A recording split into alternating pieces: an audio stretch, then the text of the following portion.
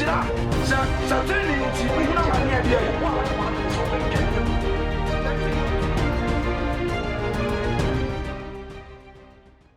is another day you have made, and we rejoice, and we are glad in you.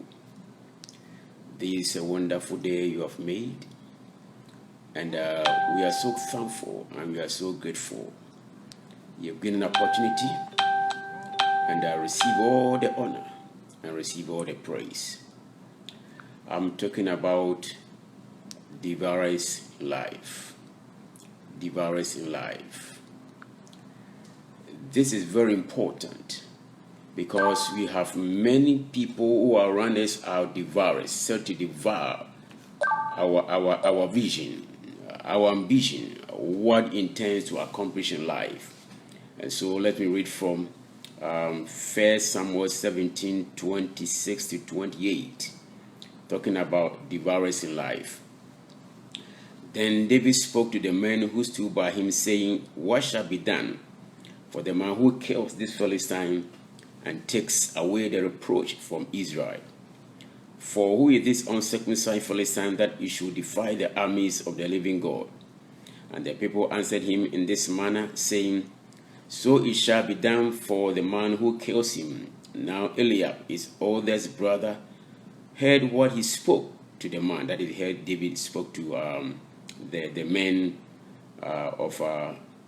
in the army of Israel. And Eliab's anger was aroused against David, and he said, why do you come down here? And with whom have you left those few sheep in the wilderness? I know your pride and the insolence of your heart, for you have come down to see the battle.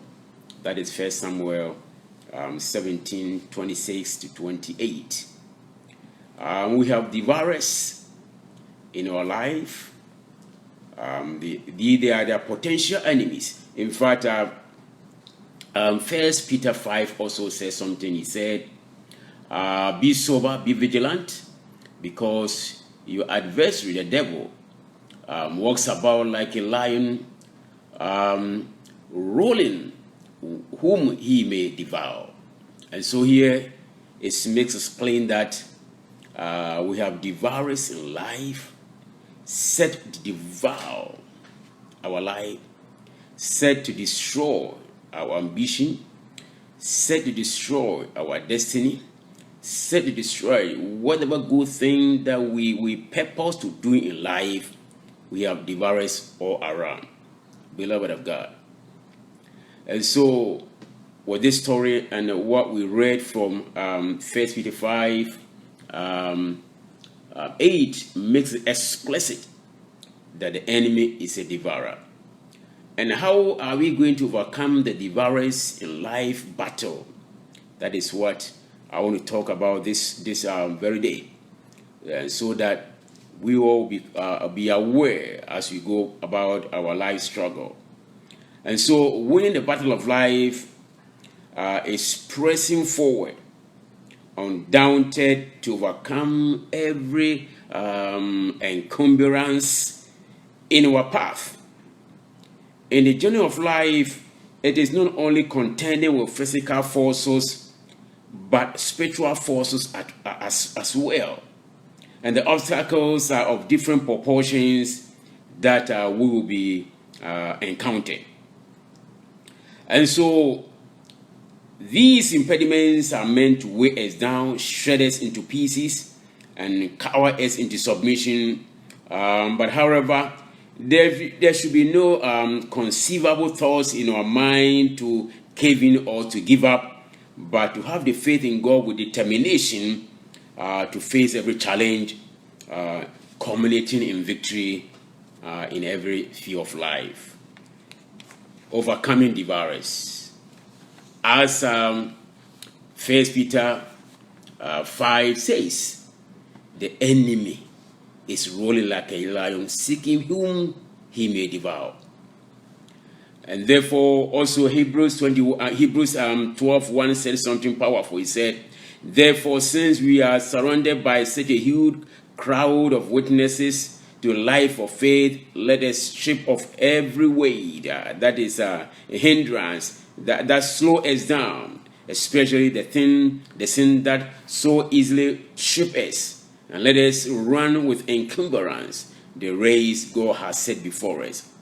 And therefore, in the race of life, as we begin to pursue, as we begin to go on with the race of life, we shall encounter many things, but it's one that we shall not let sin weigh us down, but rather, with righteousness and in faith, we have cloud of witnesses who are always cheering us up, that men, this is your generation, press on, and you shall win the battle of life. And so finishing the race where we'll be fraught with disillusionment, with difficulties, with challenges. However, our absolute dependence upon God with eyes of faith, envisioning the spiritual, in the spiritual realm, knowing that we are encompassed by a great cloud of unseen witnesses, cheering us, we shall not be moved by any situation whatsoever. We shall not be moved by any situation whatsoever.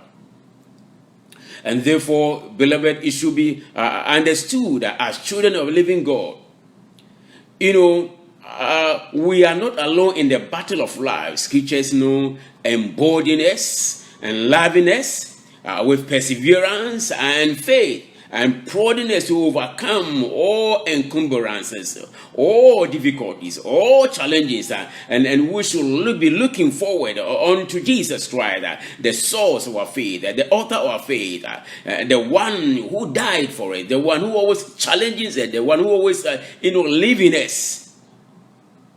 And therefore, beloved of God, we are not to cave in.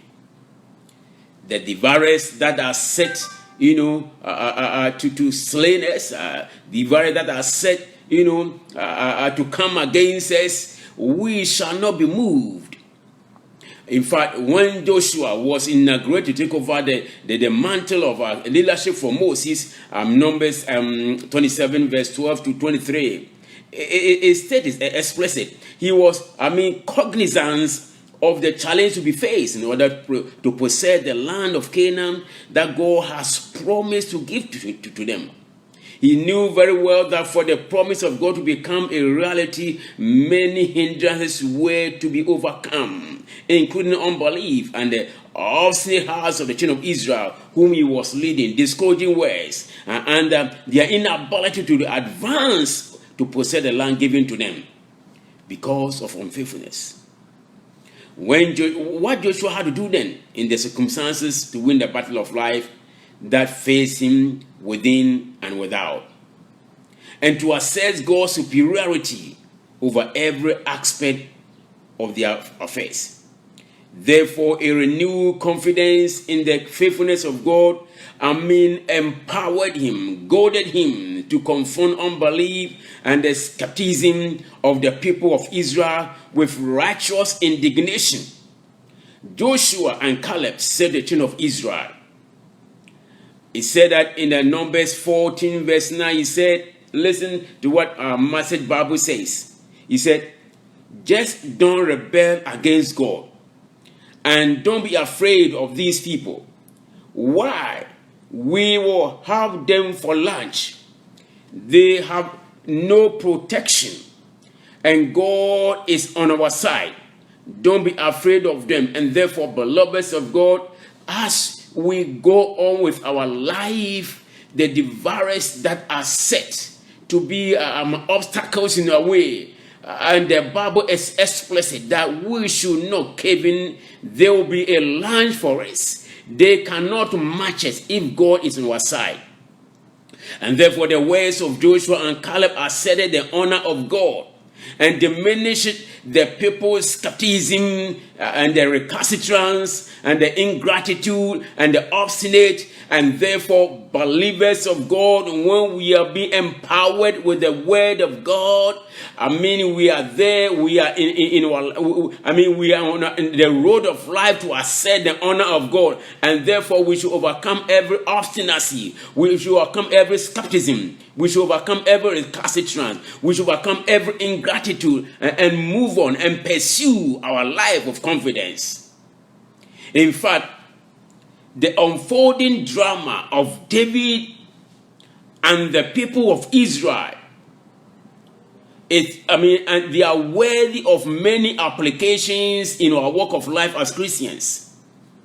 We can observe that when David appeared at the battlefront, he was shocked to hear the unanswered challenges of Goliath ringing across the width and breadth of Israel camp, and he was fired up with a what? Righteous indignation. Hallelujah. He then asked this a very potent question. This is why David asked. David said, "What shall be done for the man who killed the Philistine and takes away the reproach from Israel?" And he said, "For who is this uncircumcised Philistine that he should defy the armies of the living God?"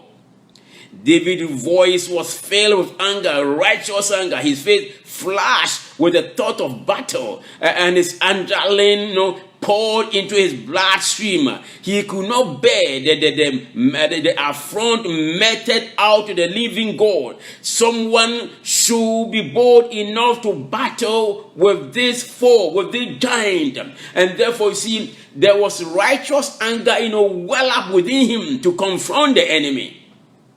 Beloved of God, the same should be done with we as believers. We should possess the righteous anger as we pursue our destiny.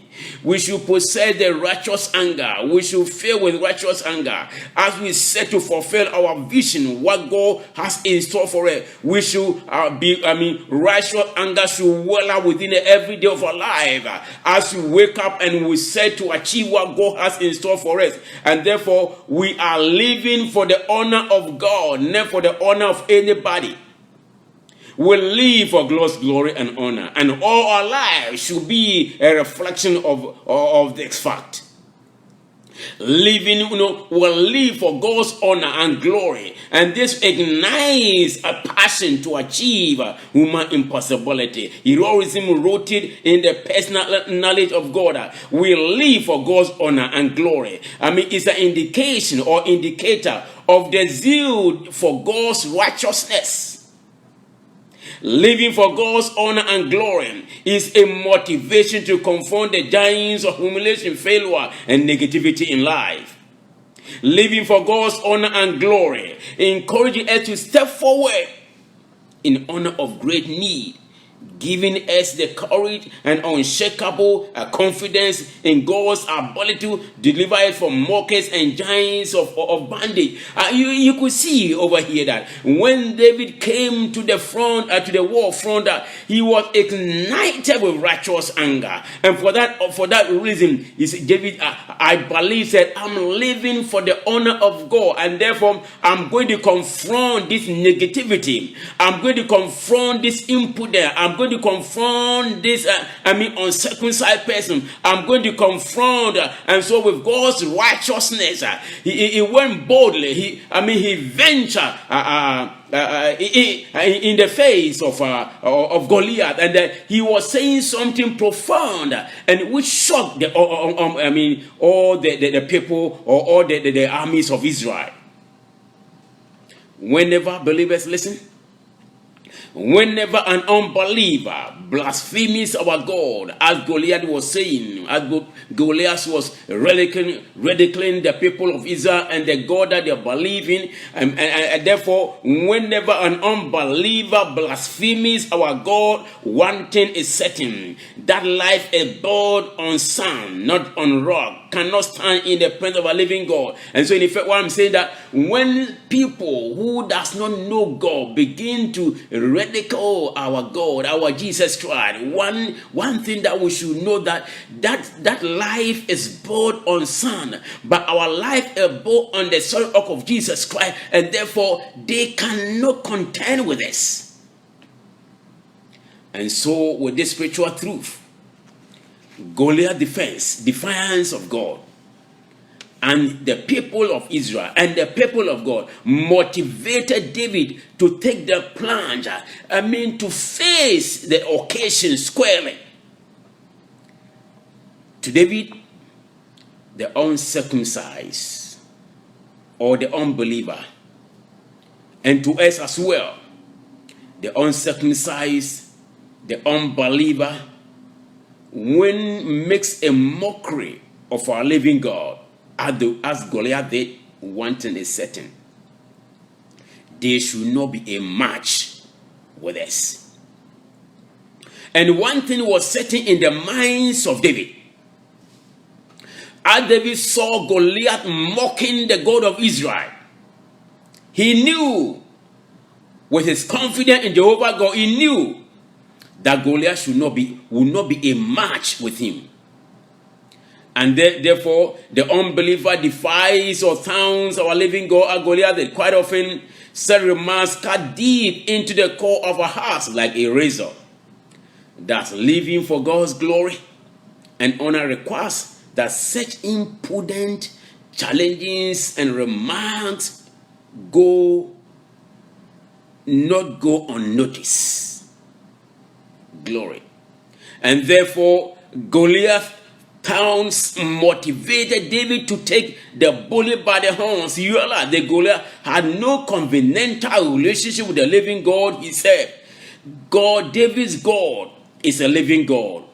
Our God is a living God. Whereas Goliath's God was not alive but dead. In fact, when you read Psalm 115 verses 3 to 8, he says something profound here. He said, but our God is in heavens.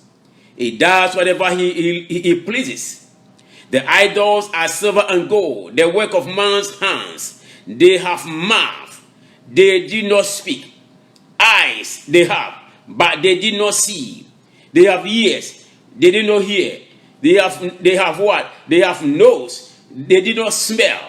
They have hands, but they did not handle. They have, feet they have, but they did not walk. Nor do they mutter words with their throat. Those who have, listen to me. Those who made them are like themselves. So is everyone who trusts in them.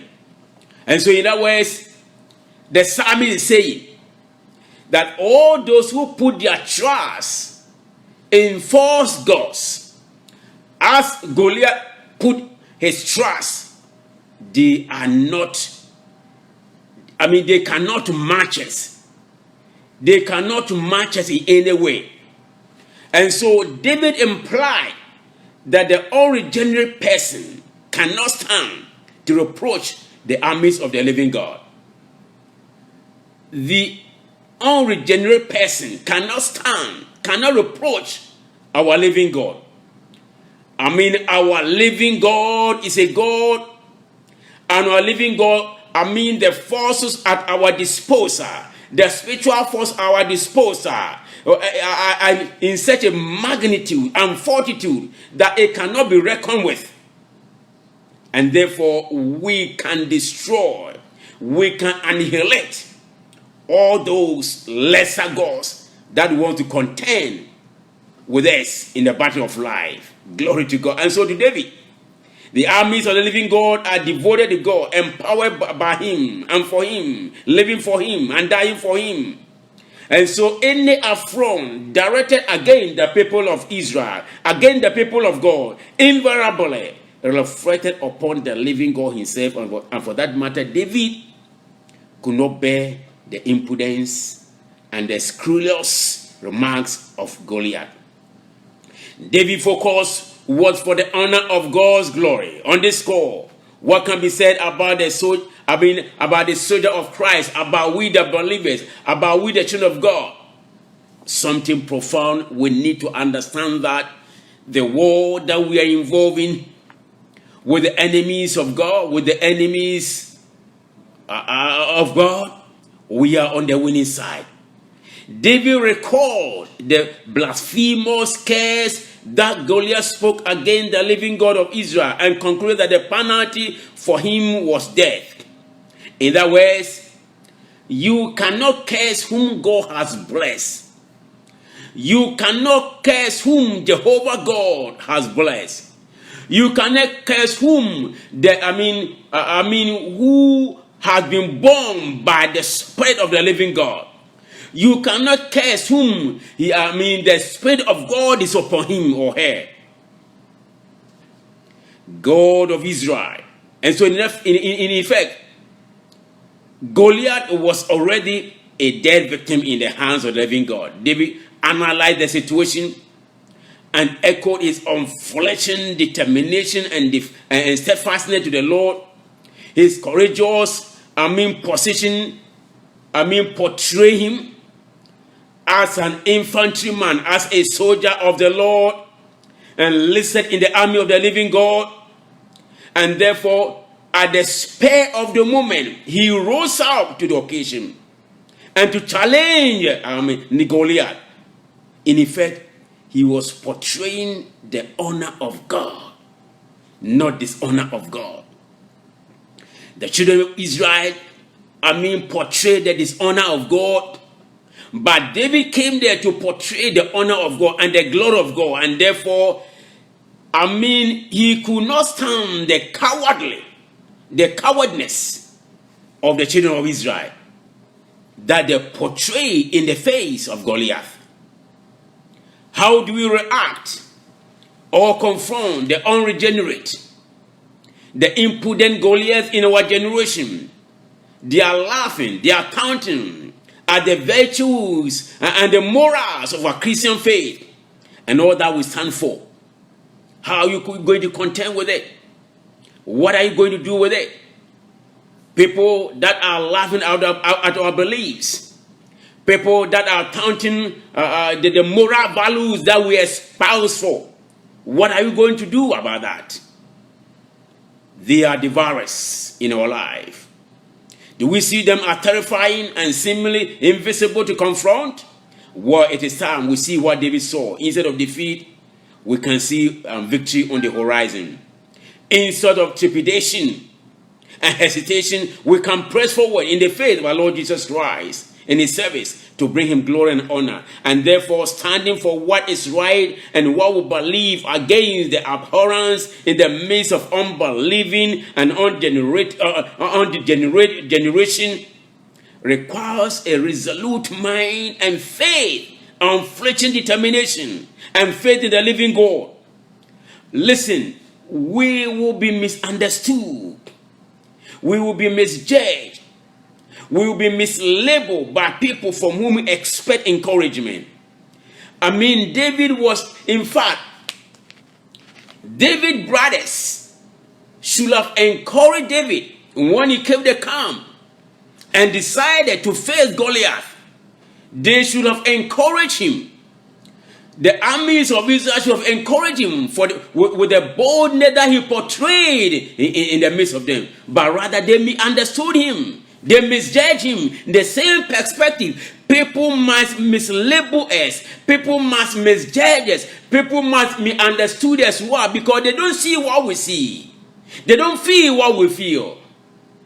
Beloved of God, we must continue to do what is right. And by doing so, our actions will please God, whose opinion counts most, not people. And therefore, never be faced by jealous people in life. Never be faced out by the jealous people. We can really be faced by jealous people behavior. Eliab's reaction to David's arrival at the scene of the battle revealed his character. When Eliab, that is the brother of David, David's oldest brother, when he heard David speaking with the men at the battlefront, he was burned with anger and asked David this question: why have you come down here? And with whom have you left those few sheep in the desert? I know how conceited you are and how wicked your heart is. You come down only to watch the battle. Look at the offensive words. Listen to offensive words coming from a brother to a brother. And therefore, never be surprised if brothers in the faith begin to, begin to speak unkind words against you because of the adventurous spirit that you have. And therefore, never be phased out, never be discouraged. A brother in the faith begin to speak unkind things against because of the stand you have taken, because of what you desire to do for God, because of what you are purposed to do for God's kingdom. People will say all these things against you. It was said against David's own brothers because they don't feel what David felt. They don't see what David saw. They don't perceive what David had perceived. Ironically, they begin to scold him. What Eliab said was far from the truth. However, truth was not a guiding light for Eliab. The Bible says, wrath is cruel and anger a torrent, but who is able to stand before jealousy? Remember Joseph and his brothers. They reacted with jealousy and hatred towards Joseph's dream of greatness and said to one another, look, this dreamer is coming. It can also be said about us. They'll be saying, what did this guy intend to do? What does he mean to do? What does he mean to say? Is he better than us? These will come from our own camp. This will come from our own people. This will come from our own friends. This will come from our own brothers in the faith. No wonder we should take a lesson from this story of David encountering the Goliath. And the same perspective, when we encounter the Goliath in our life, when we encounter challenges, when we encounter giants, the onlookers will begin to make these remarks against us, but never be phased out. Remember what bitter sarcasm and envy from the brothers of Joseph. They said, look, this dreamer is coming. This dreamer is coming. David's oldest brother Eliab was not excited to see his younger brother, but instead jealous and hostile emotion swept through him. He lashed out at David, at his brothers, and what an astonishing outburst it was. What on earth did it come from? He further made people understand that while David's business was only to keep sheep, and therefore he had forsaken his responsibility for caring for his father's sheep. He added insult to injury and said, few sheep, suggesting that this is a menial job, insignificant job of no value, intending to shatter his self-esteem. People can smear and castigate others with false accusation. And we have to understand that these people have latent jealousy within, ill will towards innocent people, accusing them of pride and other evil deeds that are fallacious, that are not true. This is a widespread phenomenon. When people decide to pursue, kingdom-minded purpose, when people decide to pursue kingdom business, onlookers will begin to castigate you. Onlookers begin to accuse you. Onlookers with latent jealousy begin to say, or begin to spread false accusation And so when these things happen, understand that this is a widespread phenomena, and don't be moved, don't be phased, and don't be discouraged, and therefore begin to pursue the purpose, the calling of God upon your life. David was never moved because David has a purpose. David had a destiny. David has something to do for God. You also will have something to do for God, and therefore never be amazed when things come against you. Eliab had the oldest brother who accused David. Eliab's heart was filled with hatred. Eliab was jealous of his younger brother David and accused him of wickedness of heart, which conversely, Eliab himself was guilty of that. Many hearts are filled with jealousy and hatred. Such hearts have become filled with blistering words of condemnation coming from envy and bitterness, that it is needless to accuse people out of jealousy, when in fact, such people you are accusing are fulfilling their purpose and destiny in life. The spirit of Eliab, listen, is a jealousy spirit. Friends, never be phased out by that kind of behavior when it comes to direction and purpose for your life. We can allow chastisement from our own camp. We can allow discouragement from within our own circle of family, friends, and members, neighbors, and friends. We can allow jealousy to rob us of the adventurous spirit born out of faith in the living God, to hinder from us, fulfilling our destiny. Listen to this statement very well, believers of God. Those who undertake great and public service must not think it's strange if they are spoken ill and opposed by those whom they support. Hallelujah. See, folly, absurdity, wickedness of pride, passion, how groundless its jealousy are, how unjust its senses, how unfair its representations, how bitter its invectives, and how indecent its language. God by grace keepeth from such a spirit. Turn away from your accuser and doubters in life. Turn away from your accuser and doubters in life.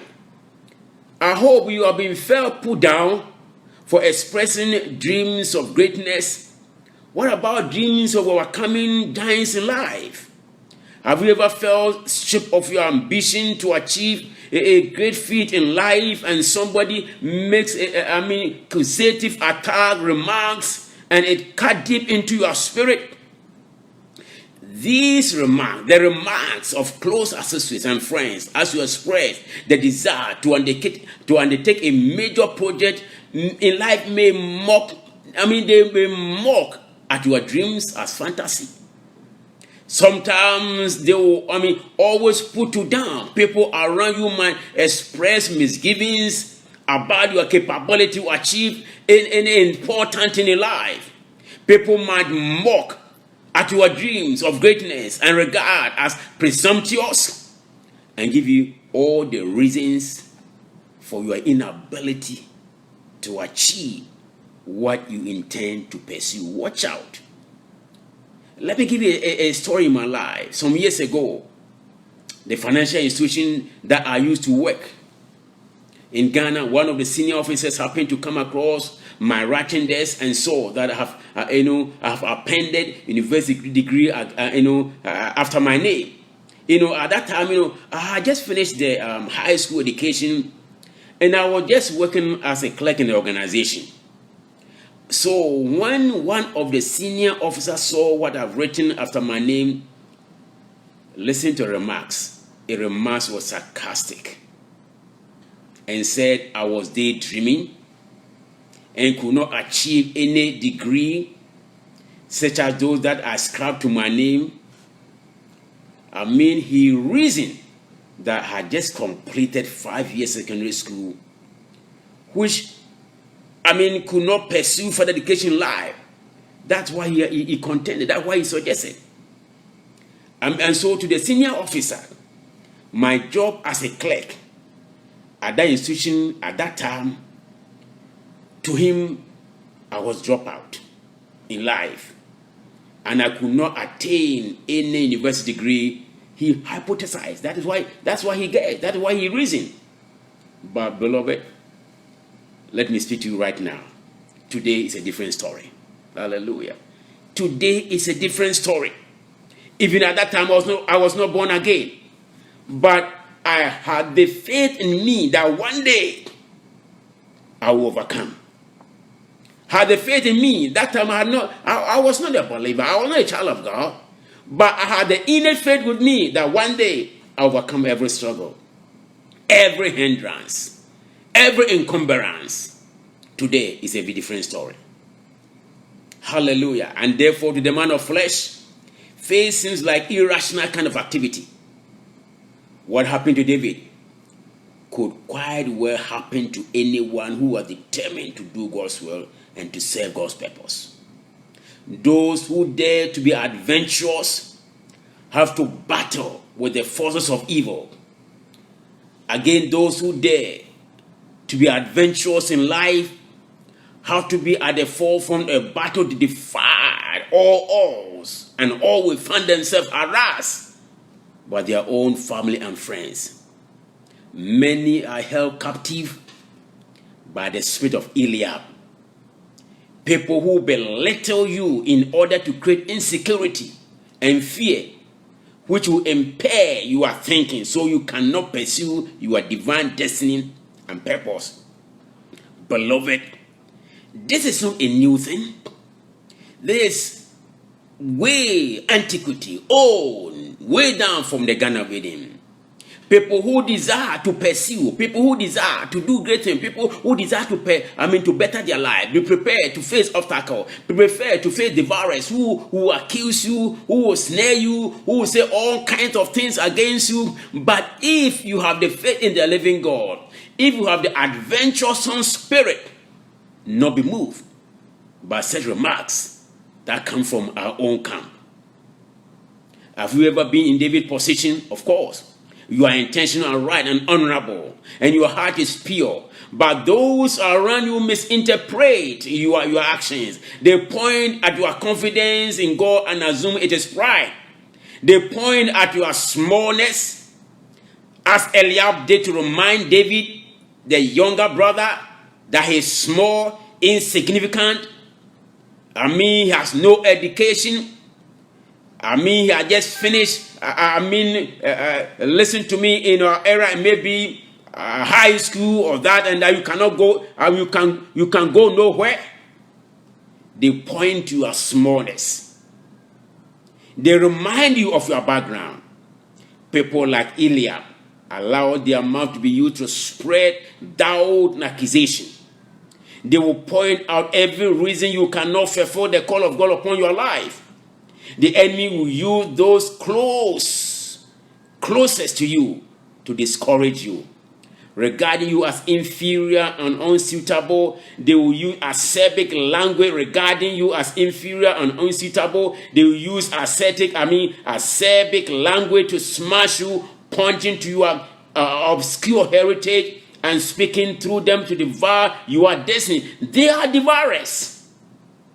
As 1 Peter 5:8 says, be sober, be vigilant, because your adversary, the devil, walks about like a roaring lion, seeking whom to devour.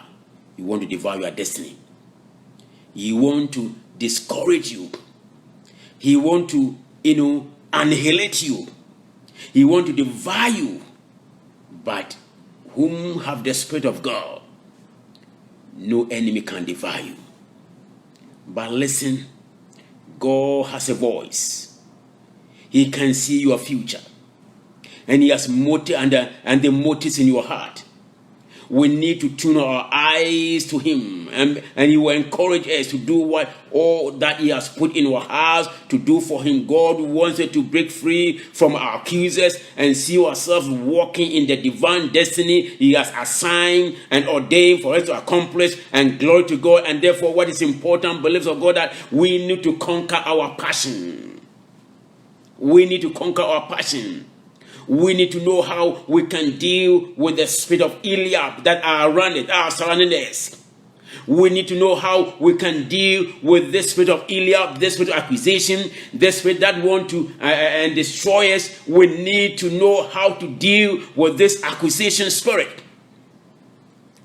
Listen, we don't want to find ourselves engaged in scores of empty diatribe with people with the spirit of Eliab, but we need to learn something how we can overcome the spirit of Eliab when it comes against to annihilate us and to taunt us. We need to have a way we can deal with the spirit of Eliab that are around us.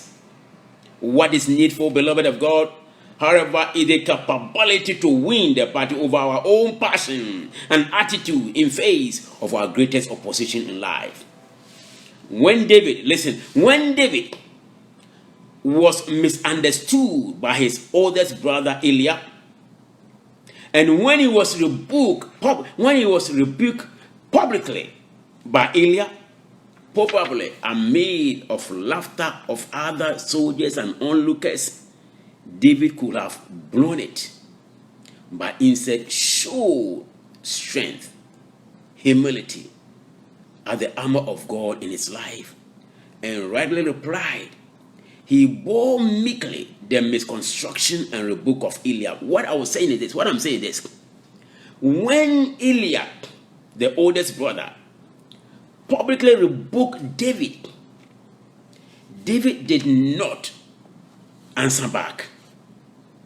David did not answer back the real accusation that was meted to him, because David knew that there was something at stake, and therefore he did not answer back, but with the spirit of humility, meekly spirit, he turned out. He didn't reply. Bible says, he who is slow to anger is better than the mighty, and he who rules his spirit than, very important, listen, Proverbs 16:32. He said, he who is slow to anger is better than the mighty, and he who rules his spirit than the one who takes a city. There was no time for David to quarrel with a brother when the Philistines were upon them. Similarly, there's no time to spend or waste time on people's invectives or accusations or diatribes, when in fact we need to fulfill God's destiny for our lives. And there is something that we need to note. The conquest of our own passion in some aspects is honorable. David had right and reason on his side. He knew it, and therefore did not render railing upon railing, but with a soft answer turned away from his brother's wrath.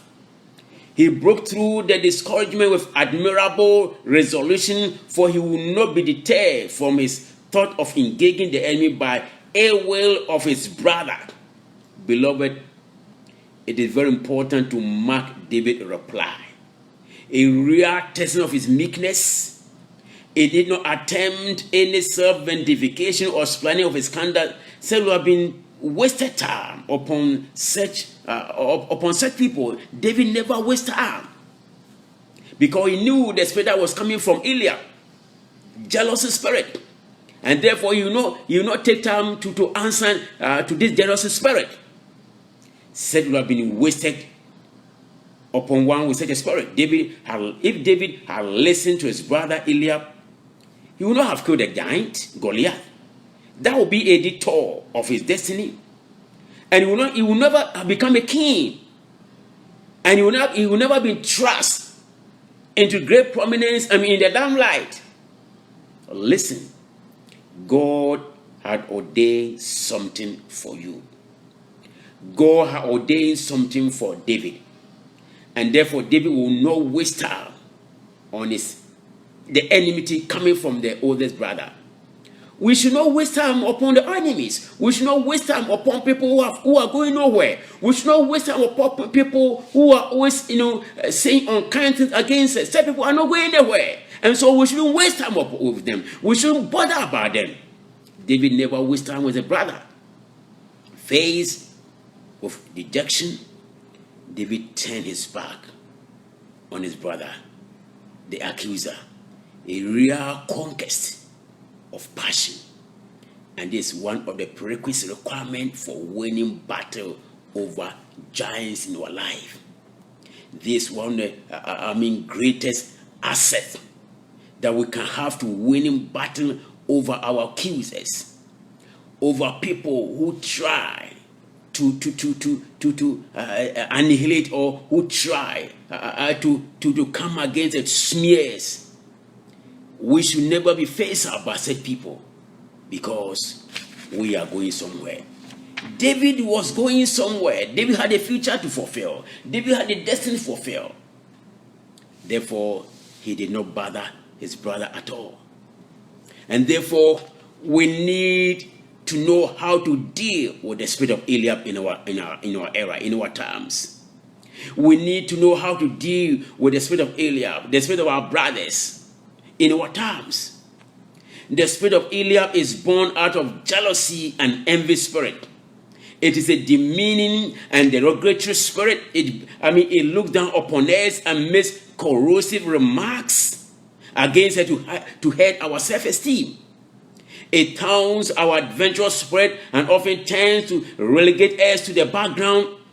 The spirit of Eliab casts people's self-confidence like Caesar's.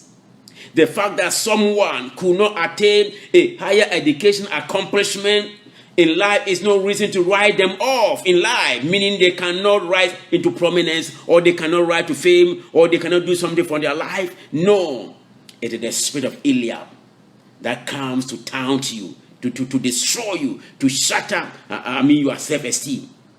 The spirit of Eliab behaves that someone should be in the elite group to succeed or to be reckoned. David was not one of the warriors chosen to fight with the Philistines. You understand? David was not among the army of Israel chosen to fight the Philistines. And so it means David was not among the elite group of soldiers who were to fight the Philistines. No, David was not among them. And therefore, to them, David was insignificant. People might say the same thing against you. People might say the same thing against you. How was David able to deal with the spirit of Eliab? Well, this is a familiar spirit. How does it operate? It is a presumptuous spirit. People who are driven by the spirit of Eliab can be your close pals. They have a relationship with you. Such people assume to have knowledge of your background and upbringing, and as such have developed a faulty perception of your life. The assumption is born out of resentment and the false belief that you cannot attain any laurels in life. Such people know you very well, as Eliab and the brother David. Such people are close to you. Such people know your background. Such people know your upbringing, and for that matter, they are capitalizing on they capitalize on the knowledge of you, that they know you, they know all about you, and for that matter, but they don't know what is inside you, what God has deposited inside you. They don't know the adventuresome spirit. They don't know the bold spirit that within you that have been conceived in you. They don't know, and so they look at exterior, but they don't see interior. They look at the exterior view of you and begin to conclude that you can do nothing for your life. And the spirit of Eliab, watch out. When you are dealing with the spirit of Eliab, it is important to know who you are in the Lord. Knowing the Lord intimately and putting your unalloyed faith in Christ Jesus will shatter every spiritual wickedness to shrivel, to destroy, your confidence in the living God. And so be on guard against friends, associates, cohorts who don't believe in you. Turn away from them. They don't know, because you have a determination. You determined to climb higher for the glory of God. And therefore it is time, to rid yourself of people with the spirit of Eliab. Listen, believers of God, what is the spirit of Eliab? What is the spirit of Eliab? As we see the story